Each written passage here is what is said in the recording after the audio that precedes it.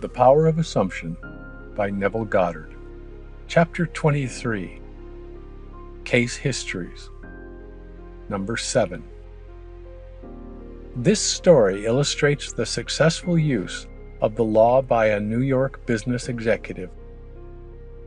In the fall of 1950, an executive of one of New York's prominent banks discussed with me a serious problem with which he was confronted. He told me that the outlook for his personal progress and advancement was very dim. Having reached middle age and feeling that a marked improvement in position and income was justified, he had talked it out with his superiors. They frankly told him that any major improvement was impossible and intimated that if he was dissatisfied, he could seek another job. This, of course, only increased his uneasiness. In our talk, he explained that he had no great desire for really big money, but that he had to have a substantial income in order to maintain his home comfortably and to provide for the education of his children in good preparatory schools and colleges.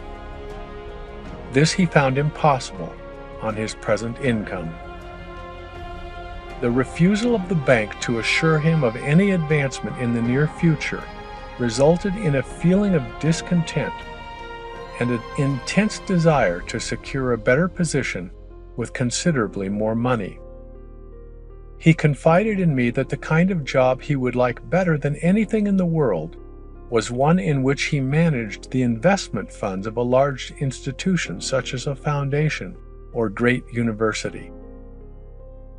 In explaining the law of assumption, I stated that his present situation was only a manifestation of his concept of himself, and declared that if he wanted to change the circumstances in which he found himself, he could do so by changing his concept of himself.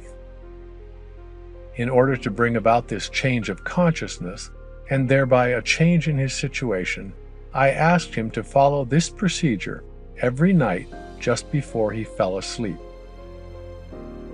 In imagination, he was to feel he was retiring at the end of one of the most important and successful days of his life. He was to imagine that he had actually closed a deal that very day to join the kind of organization he yearned to be with and in exactly the capacity he wanted.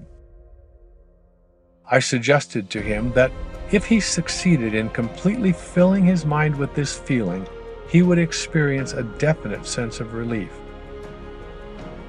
In this mood, his uneasiness and discontent would be a thing of the past. He would feel the contentment that comes with the fulfillment of desire. I wound up by assuring him that if he did this faithfully, he would inevitably get the kind of position he wanted. This was the first week of December. Night after night, without exception, he followed this procedure.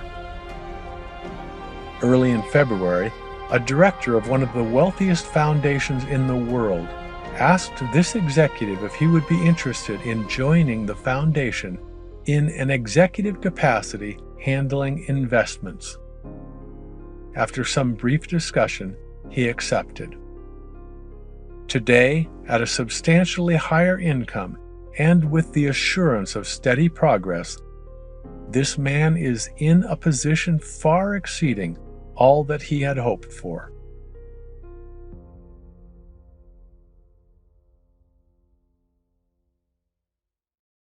Thanks for being with us today. My goal is to give you value with every lesson.